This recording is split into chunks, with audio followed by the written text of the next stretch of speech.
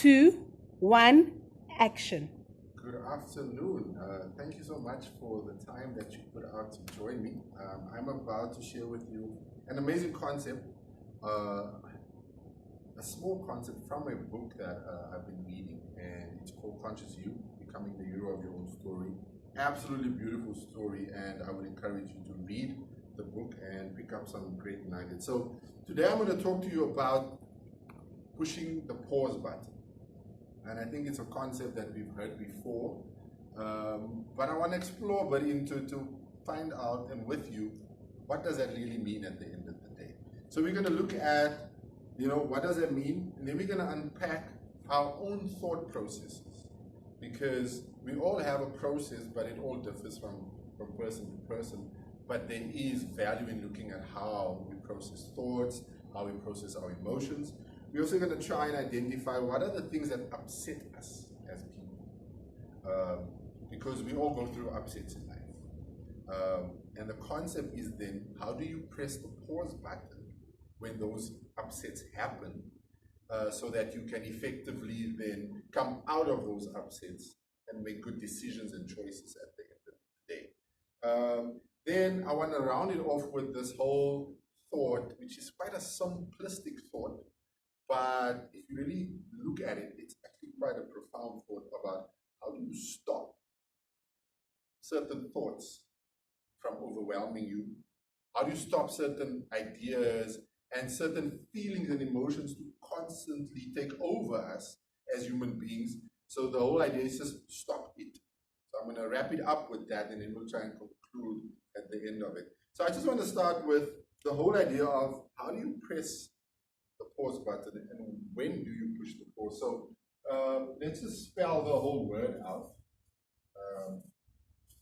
Just help me if I'm spelling it correctly. Is that correct? Yes. Yeah. Cool. So the P then stands for pause, exactly just that. Okay. Then the A stands for acknowledge. U is, which one of my favorites is understand. S is then to select.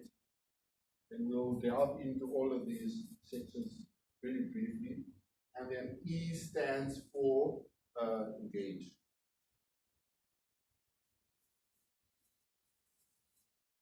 So that's quite a simple word. And the whole concept behind it is then, at what point do you use this in your life?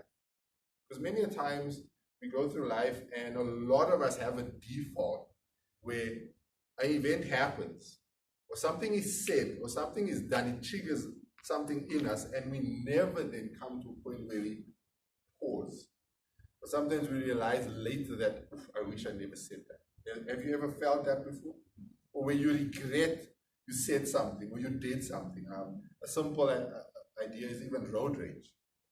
Like you ask, was it necessary for me to do that? So when you look at the whole concept is pause is you literally pause, and it's not stopping because life never stops. But we have to acknowledge that we need to press a pause button from time to time. The A is the acknowledge. Acknowledging what exactly? And it's acknowledging your feelings at that moment. Because it's human to feel. We are by nature emotional beings. But it does also stem from the way we were raised. So our emotions trigger different things, or events trigger different emotions. But it's so important for us to acknowledge our feelings. But then you can't just acknowledge it. You have to then get to a point of understanding. And the reason why I love this book is understanding allows you to explore and almost identify exactly why you react the way you react to certain things that's happening in your space or in your life. So understanding is, and if you read the book, a lot of it is talking about, we look back at our past, we look at our upbringing, we look at culture, we look at society, and we also then say that these are the reasons why I am the way I am. Have you ever said that in your life? Like, I am this way because of my mother. I am this way because of my father. Or you find people say, Oh, you remind me just of your grandmother. Same habits. That maybe you are an angry person. Oh, you like your father. I've experienced that quite a lot. But you have to get to a point of understanding. And that's not always easy. You have to really take time and I always encourage write it down. So first acknowledge what it is. So acknowledge your feelings, and if you're someone that needs to write it down, but then get to a point of why do I feel that? Once you've then gotten to a point where you have good understanding, you might not in totality understand it completely. You need to make a selection. And selection comes down to, so I feel this way, I acknowledge I feel this way, I understand why I feel this way, but I need to make a choice. And let me give you a scenario. So say for argument's sake, you had a huge fight with your best friend. You've been friends since primary school. And now you're no longer speaking. You walk away, your friend walks away. There is emotions, there's anger, there's frustration. There's so many things happening because this is not just another person. This is someone that you shared time and space with over a long period. You know you need to make a decision because there are certain people you can walk away from. A perfect stranger, I might not see you again. I can walk away from you. If I had a road rage episode now, I'm not going to go look for you, Becky, when we had a fight on the road to apologize and unpack it. I might never see you again. But we're talking about people we interact with on a day-to-day basis. So that's the scenario.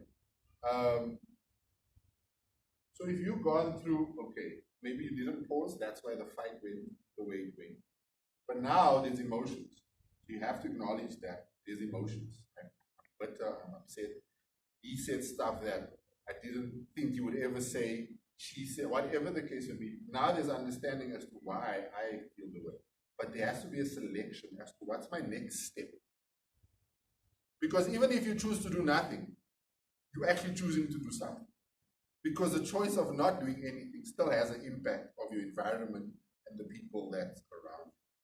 Does that make sense? Awesome. And once you make your selection, and just lastly on selection, we have this belief that we do not have options, which is a lie. We have so many options in life, but because many times we're overwhelmed by emotion, many times we're overwhelmed by feeling, that we can't see the options. And sometimes the whole concept of pause actually should get you to a point where you see different options. You make a selection, and then you have to engage. We are people, we have to engage with one another. So it's vital. So I wanted to talk then about this amazing story that caught my attention in the book, about this Jewish mother. And she bought her son for his birthday 2 sweaters, green sweater and a red sweater. She was very excited. She gave it to him. And the following day, she was making some breakfast and he came down and he decided to wear one of the sweaters and he wore the green one. And you know what his mother's response was? Oh, you chose the green one, so you don't like the red one.